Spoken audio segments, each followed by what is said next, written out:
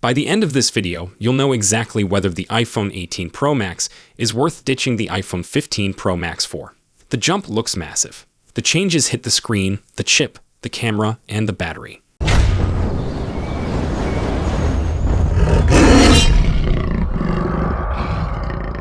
And yes, Apple's fall launch makes the decision feel urgent. One thing feels locked in. Apple is launching the iPhone 18 Pro Max this fall. The foldable will steal the spotlight on stage, but the big Pro model will grab the real-world sales. It's the safe choice. It's the familiar slab that usually gets the newest tech first. So here's the real question. If you're using the iPhone 15 Pro Max right now, should you jump? It's tough. That phone launched in 2023. That puts it right at the edge of a normal upgrade cycle. And yet, it still feels fast. It still feels premium. It still does the job without complaining. But Apple doesn't sit still. The new flagship will push forward in ways you'll actually feel every day. Not tiny tweaks. Real quality of life stuff, and a couple of changes that could reshape how the device looks in your hand. First up, the build. The new model is expected to stick close to the iPhone 17 Pro Max design language. That means aluminum is likely back again. And that means the big camera plateau stays. Triple camera, LED flash, LiDAR, all sitting on that raised block. Here's the catch.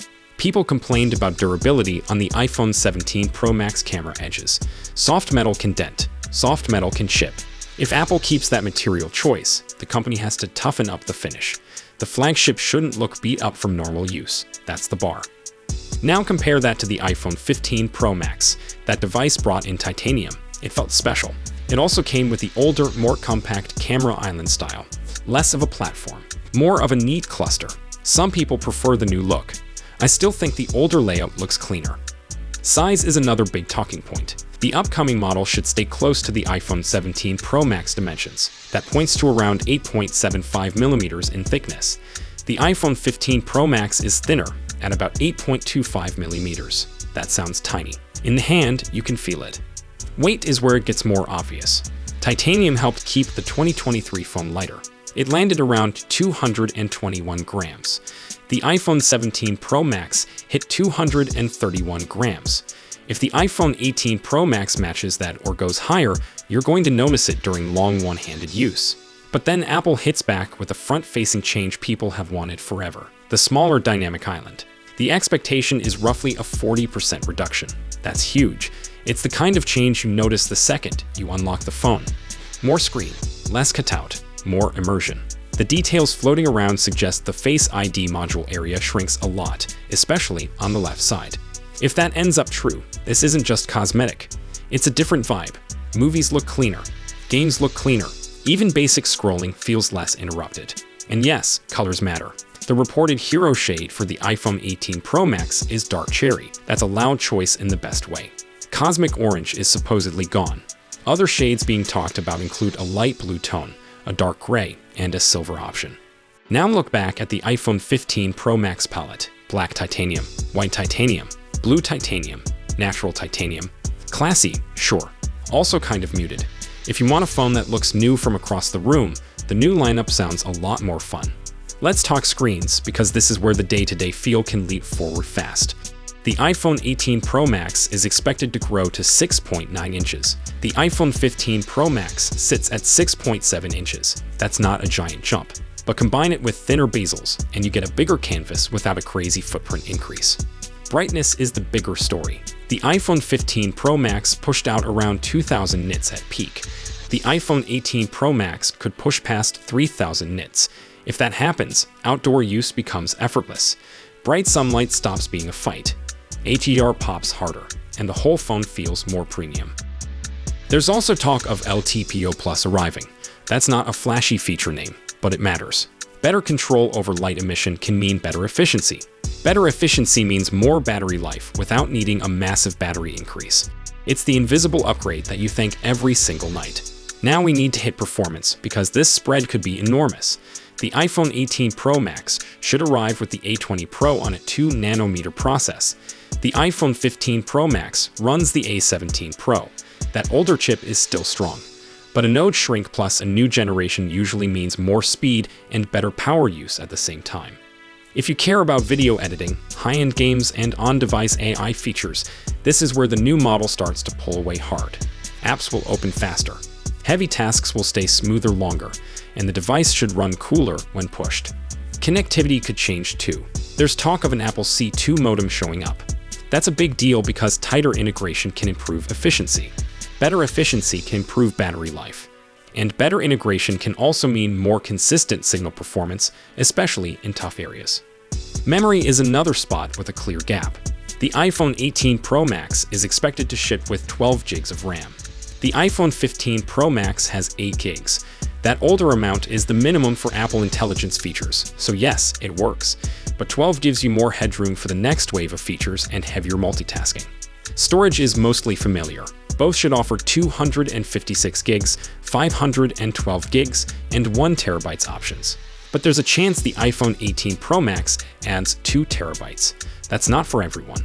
That's for people who shoot tons of ProRes, store huge offline libraries, or never want to think about space again. Software is interesting because it's not exclusive. The new phone ships with iOS 27. The iPhone 15 Pro Max should also get iOS 27 in September, so the headline features will land on both. The difference will be how smoothly they run and how many of them are fully enabled with newer hardware. Now the cameras. This is where it gets spicy because it's not just megapixels. The iPhone 18 Pro Max is expected to use a triple 48 megapixel setup, similar to the iPhone 17 Pro Max. That means Apple is serious about bringing high resolution across the board. The big rumored upgrade is a variable aperture on the main camera. That's the kind of feature that changes your shots in real life. Wider aperture in low light. Narrower aperture in bright scenes for sharper focus and more detail across the frame. And for portraits, it gives Apple more creative control without forcing everything to be software trickery. Now respect where the iPhone 15 Pro Max still shines. It brought a 48 megapixels main camera with a big 1/1.28-inch sensor. It also introduced the 5x telephoto on the Pro Max line. That zoom still holds up. It's still a reason people love the phone.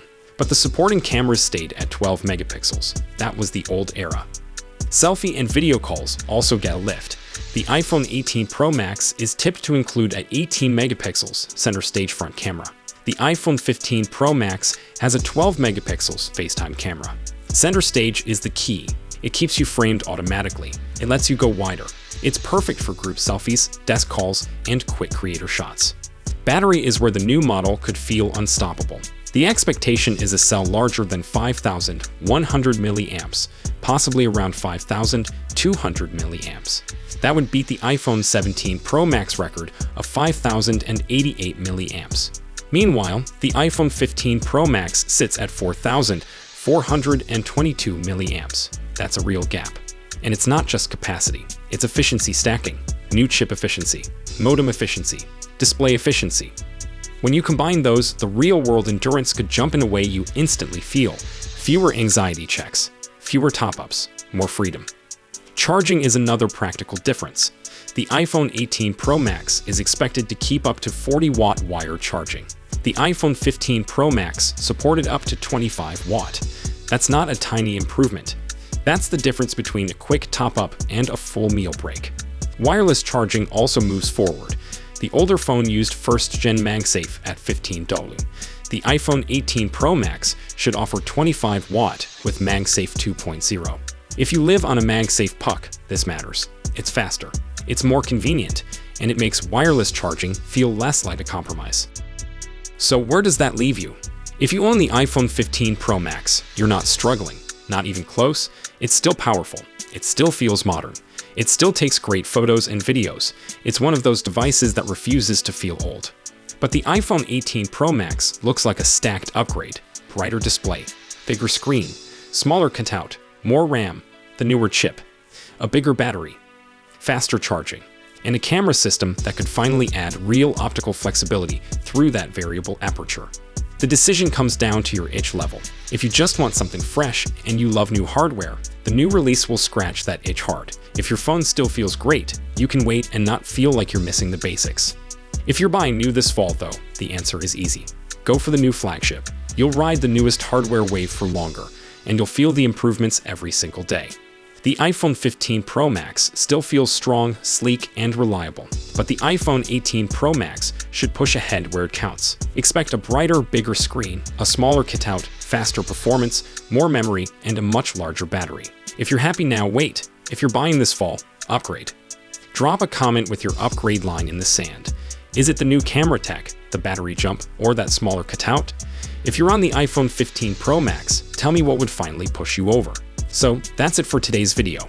Thanks for watching, and don't forget to hit that like button and subscribe to our channel for more tech news and updates. Peace out.